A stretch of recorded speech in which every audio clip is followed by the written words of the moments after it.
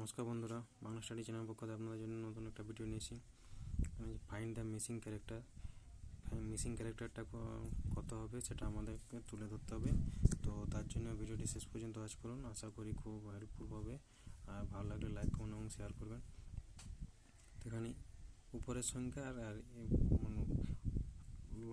আর এই পাশের সংখ্যা 7 আর 4 যোগ করলে 7 আর 4 যোগ করলে হচ্ছে 11, আর 23 থেকে 12 বাদ দিলে হচ্ছে 11। উপরে দুটোই যোগ আর এই পাশেরগুলো বিয়োগ, সেম। 9 আর 5 যোগ করলে হচ্ছে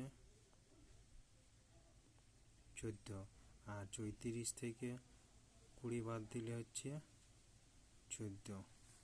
তাহলে এটা উপরেরগুলো যোগ, উপরে এইটা 20 যুক্ত 13 হচ্ছে 33।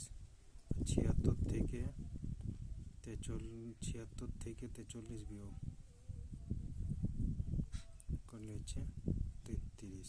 তাহলে জিজ্ঞাসা চিহ্ন করে আমার 33 অ্যান্সার হবে।